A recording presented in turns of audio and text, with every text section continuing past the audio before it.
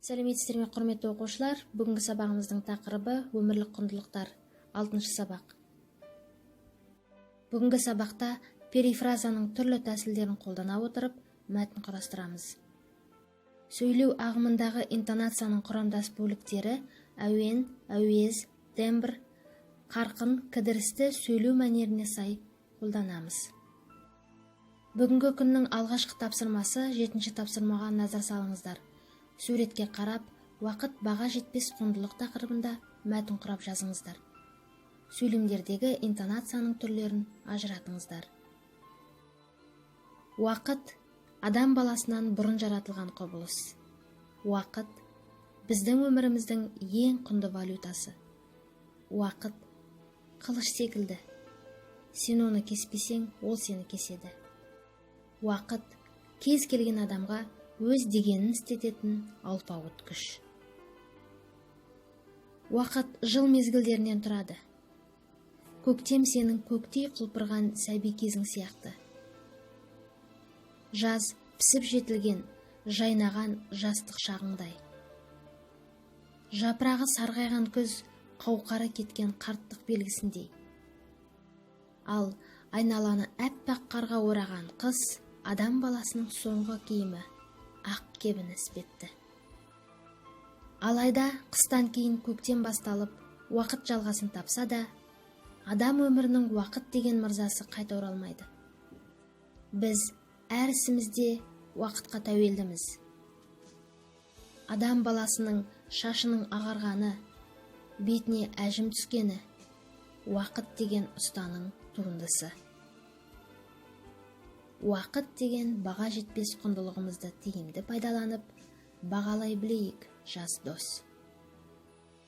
Түрлі нақыл сөздерге құрылған осы үлгі мәтінді басшылыққа ала отырып, уақыт баға жетпес құндылық тақырыбында өз мәтіндеріңізді құрап жазыңыздар. Сөйлемдердегі интонацияның компоненттерін, яғни түрлерін ажыратып, тыныс белгілерін дұрыс қойыңыздар.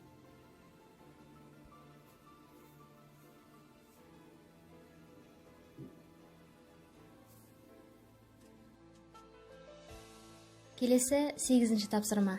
Кестеге мұқият қара. Құндылықтарды өз қажеттілігіне қарай топтастырып, сызба, кесте, диаграмма түрінде жаз. Құндылықтар туралы түсініктер сонау ежелгі грек ойшылдарынан бастау алады. Қазақ халқының ұлттық дүниетанымында құндылықтар жүйесі адамгершілік пен ізгіліктен құралады. Қазіргі ғылымда құндылықтарды ұғым ретінде мынадай түрде қарастырады. Өмірлік құндылықтар: өмір, денсаулық, өмірдегі қуаныш, адамдармен қарым-қатынас, еркіндік, адамгершілік, отбасы, жеке бақыт, ұрпақ көбейту, күнкөріс көзі және жеке әрекет мәні ретіндегі жұмыс, игілік, уақыт, беделділік, заңдылық, мейірімділік, тәуелсіздік. Материалдық құндылықтар: тамақ, киім, баспана, техника. Әлеуметтік саяси құндылықтар: қоғамдық тәртіп, қоршаған әлем, бостандық, қауіпсіздік. Рухани құндылықтар: білім, ғылым, өнер. Мақсат құндылықтар: махаббат, сұлулық, бостандық, отбасы, денсаулық, жұмыс. Әлеуметтік мәдени құндылықтар: саяси мүдделер, мемлекет тарихы, мемлекет мәдениеті, мемлекеттік шекара, аймақ дәстүрлері, тіл және тағы да басқалары. Жалпы адамзаттық құндылықтар: отан, отбасы, тәрбие, білім, махаббат, достық, бейбітшілік, теңдік, бостандық, ана, дін, өнер, сенім, жауапкершілік, адалдық, ерлік, тағы да басқалары. Ұлттық құндылықтар: ар, намыс, ана тілі, діл, рух, тәубашылдық, ризашылдық, отанның тарихы, туған жер, ізеттілік, парасаттылық, рақымшылық, қанағатшылдық, ата салты, дәстүрі. Этномәдени құндылықтар: тіл, дін, діл, тарих, құқық, өнер. Абсолюттік, мәңгілік жалпы адамзаттық құндылықтар: ақиқат, сүйіспеншілік, ішкі тыныштық, дұрыс әрекет, қиянат жасамау. Балалар, үлгі кластерге қарап отырып, құндылықтарды өз қажеттіліктеріңізге қарай топтастырыңыздар. Сызба, кесте, диаграмма түрінде жіктеп жазыңыздар.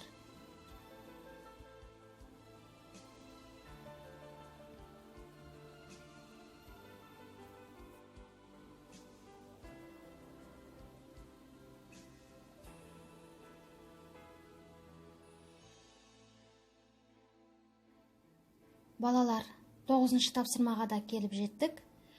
Төменде берілген тұжырымдарға сәйкес, бағалай білсең уақытты тақырыбында өз ережелеріңізді ұсынып жазыңыздар. Тыныс белгілеріне сай кідірістің 2 түрін ажыратыңыздар. Яғни, ауызша үлгідегі үзіліс пен жазбаша үлгідегі тыныс белгілер. Бір күннің қадірін ауырып жатқан науқас біледі. 1 сағаттың қадірін кездесуге асыққан адам біледі. 1 минуттың қадірін жолдан қалып қойған жолаушы біледі. 1 секундтың қадірін жеңіске жете алмай қалған спортшы біледі. Әрбір сәтті дұрыс пайдалан. Уақыт сені ешқашан күтпейді. Өткенің тарих, болашақ сен үшін беймәлім сырларға толы. Біле білсең, осы сәт сен үшін үлкен ұлы мүмкіндік. Бағалай білсең уақытты тақырыбындағы өз ережемнің үлгісі осындай. Қымбатты оқушы, сіз де өз ережеңізді ұсыныңыз.